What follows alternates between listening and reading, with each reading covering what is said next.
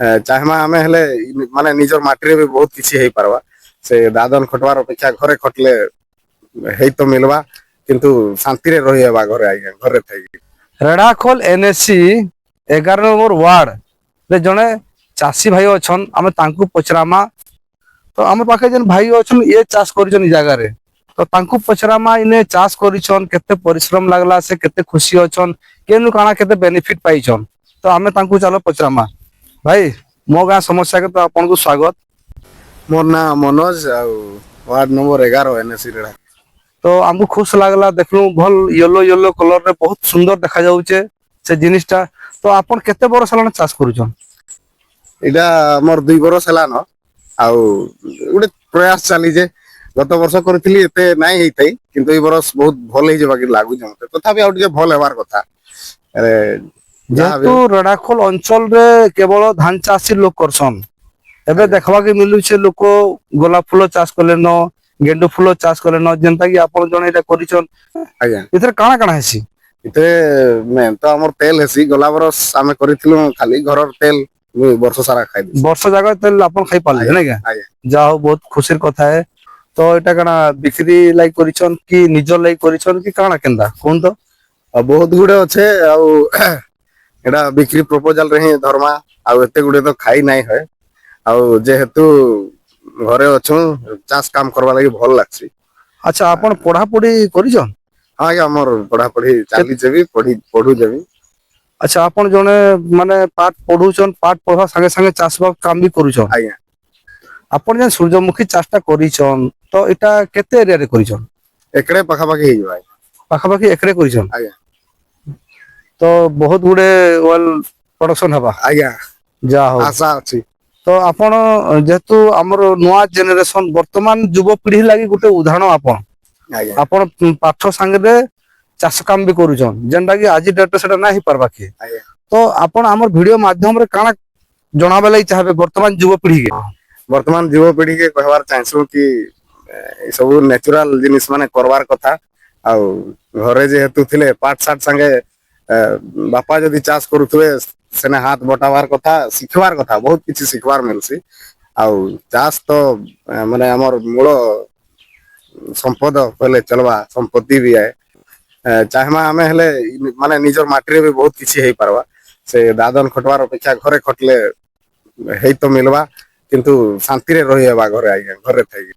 ଏଥିର୍ଲାଗି ଆମର ପ୍ରୟାସ ଯେ ଯାହା ହେଲେ କର୍ମୁ, ଘରେ କର୍ମୁ। ତ ଏଇ ଯେନ୍ ସୂର୍ଯ୍ୟମୁଖୀ ଚାଷ ଟା ଆପଣ ଧର ଏବେ ମାନେ ପାଠ ପଢୁଛନ୍, ତ ଆଗାମୀ ଦିନରେ ଯଦି ଆପଣ ଶିକ୍ଷା ସାଙ୍ଗରେ ଯଦି ଚାକିରି ପାଇ ଯାଉଛନ୍, ତ କେନ୍ତା କରିବେ ଏଇ ଜିନିଷ କି? ଚାଷ କାମ ତ ଛାଡି ନାଇଁ ହୁଏ ଆଜ୍ଞା, ଯେହେତୁ ଆମର ପରମ୍ପରାଗତ କାମ ଏଇଟା। ଆଉ ବାପା ଶିଖେଇକି ଯାଇଛନ୍, ସେ ତ ନାଇଁ ନ ବହୁତ ବରଷ ହେଲାନ। ଆଉ ଯାହା ହେଲେ ବି ମୁଇଁ ତ କରବି। ଚାକିରୀ ବାକିରି ହେଉ କି ନାଇଁ ହଉ, ହେଲେ ବି ଭଲ କଥା ହେ। ଆମେ କର୍ମା ଯେନ ତେନ ବ୍ୟବସ୍ଥା ହେଲେ ବି କରବାର ଅଛି। ଆଚ୍ଛା ଆପଣ ଆଉ ସୂର୍ଯ୍ୟମୁଖୀ ସାଙ୍ଗେ ଆଉ କାଣା କାଣା ଚାଷ କରିଛନ୍? ମୋର ପିଆଜ, ଆଲୁ, ଯେତେ ସବୁ ଛୋଟ ମୋଟ ପନିପରିବା ସବୁ କରାହେଇଛି। ମାନେ ସବୁ ଭେରାଇଟି ର ଚାଷ କରୁଛ। ଆଜ୍ଞା ବହୁତ ବହୁତ ମାନେ ସ୍ଵାଗତ, ଭଲ ଲାଗିଲା ଆମେ ଆପଣ କେ ଦେଖଲୁ। ତ ଆଚ୍ଛା ସୂର୍ଯ୍ୟମୁଖୀ ଟା ଯେନ୍ ଚାଷ କଲେ, ତ ଆପଣ କିଛି ସରକାରୀ ସହାୟତା କିଛି ପାଇଛନ୍? ନାଇଁ ଏଇଟା ନୂଆ ନୂଆ ବୋଲେ ଫାଷ୍ଟ ହେନ୍ତା କିଛି ନାଇଁ ମିଲି। ଆପଣଙ୍କୁ କିଛି ଆମର ଯେନ୍ତା ରେଢ଼ାଖୋଲ ର ଏଗ୍ରିକଲଚର ହେଲା କି ହର୍ଟିକଲଚର ହେଲା, ତ ସେ ଡିପାର୍ଟମେଣ୍ଟ ଥ୍ରୁରୁ ଯଦି କିଛି ଆପଣଙ୍କୁ କିଛି ସାହାଯ୍ୟ ସହଯୋଗ କିଛି ବେନିଫିଟ ମିଲେ ତ ଆପଣ ସେଥିରେ ଇଣ୍ଟରେଷ୍ଟ? ଆଜ୍ଞା ବହୁତ ଇଣ୍ଟରେଷ୍ଟେଡ। ତ କାଣା କହବା ଲାଗି ଚାହେଁବେ ଆମର ରେଢ଼ାଖୋଲ ଏଗ୍ରିକଲଚର ହର୍ଟିକଲଚର କୁ? ମୋର ବାଗିର ଯେତେ ଚାଷ ଲାଗି ଇଣ୍ଟରେଷ୍ଟେଡ ଅଛନ୍ ପିଲାମାନେ ହଉ କି ଯୁବପିଢି ଯାଣ ବି ହଉ, ସବକେ ଟିକେ ମୋଟିଭେଟ କରବାର କଥା ଆଉ ସାହାଯ୍ୟ ସହଯୋଗର ସିଷ୍ଟମେଟିକ ମାନେ ବତାଲେ ସବେ ଟିକେ ଇଚ୍ଛା କରତେ। ବର୍ତ୍ତମାନ ଆମେ ଯେନ୍ ଚାଷୀ ଭାଇ ସେ ତ ଷ୍ଟୁଡେଣ୍ଟ ବି ଆନ୍ ପାଠ ବି ପଢୁଛନ୍, କେତେ ପଢୁଛନ୍ ଆପଣ? ମୁଇଁ ବି ଏଡ କରୁଛେ। ସେ ବର୍ତ୍ତମାନ ତାଙ୍କର ପାଠ ସାଙ୍ଗରେ ବର୍ତ୍ତମାନ ଚାଷ କାମ କରୁଛନ୍। ଯେହେତୁ ତାଙ୍କ ଗୋଟେ ଚାଷୀ ପରିବାର ଆନ୍, ତ ଚାଷ କାମ କରୁଛନ୍। ତ ବର୍ତ୍ତମାନର ଯେନ୍ ଯୁବପିଢି ଅଛନ୍, ଯୁବପିଢି ଲାଗି ଗୋଟେ ଉଦାହରଣ ସେ ଭାଇ।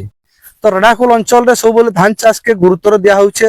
ତ ଧାନ ଚାଷ ସାଙ୍ଗେ ସୂର୍ଯ୍ୟମୁଖୀ ଚାଷ ବି ଏବେ କଲେନ। ଗୋଲାପ ଫୁଲ ଚାଷ ହେଲାନ, ଗେଣ୍ଡୁ ଚାଷ ହେଲାନ, ବହୁତ ଗୁଡେ ଭେରାଇଟିର ମାନେ ମାଣ୍ଡିଆ ଚାଷ ବି ହେଲାନ, ବହୁତ ଗୁଡେ ଭେରାଇଟିର ଚାଷ ହେଇପାରୁଛି ବର୍ତ୍ତମାନ ରେଢ଼ାଖୋଲ ଅଞ୍ଚଳରେ। ତ ଆମେ ଭିଡିଓ ବନଉଛୁ ଏଇଟା ଯେ ଲୁଚି ରହିଥିବା ଯେନ୍ ଛୋଟିଆ ଛୋଟିଆ ଚାଷୀ ଭାଇ ମାନେ ତାଙ୍କୁ ଆମେ ଲୋକଲୋଚନକେ ଆଣୁଛୁ ଆପଣ ମାନକେ ଜଣାବାର ଲାଗି। ତ ଆପଣ ମାନକେ ଯଦି ଭିଡିଓଟା ଭଲ ଲାଗିଥାଏ ତ ଲାଇକ୍ করবে আর শেয়ার করবে, যেটা কি বর্তমানের যুবপিঢ়ি যাଉଛন দাদন খটবার লাগি।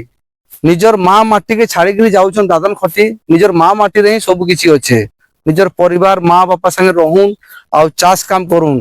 ଆପଣ ମାନେ ଜାଣିଥିବେ ଆମର ଓଡିଶା କେ ଅନ୍ୟ ରାଜ୍ୟରୁ ଚାଷ ମାନେ ପନିପରିବା ଆସୁଛେ, ଯେନ୍ଟା କି ଓଡିଶାରେ ଚାଷ ନା ହେଇପାରବା କେ ସେତିକି ଯେନ୍ ଯେତିକି ପ୍ରଡକ୍ସନ ହେବା କଥା ସେତିକି ପ୍ରଡକ୍ସନ ନା ହେବା କେ, ସେଥିଲାଗି ବାହାର ରାଜ୍ୟ ଛତିଶଗଡ଼ ହେଲା କି ମହାରାଷ୍ଟ୍ର ହେଲା ସବୁ ରାଜ୍ୟରୁ ଓଡିଶା କେ ଆସୁଛେ।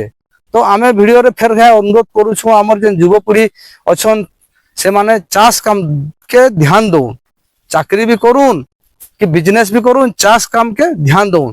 চাষ রহলে আমি বঞ্চমা, দুনিয়া বঞ্চি পারবা। মো গাঁ সমস্যা রেঢ়াখোল দলখমনরু।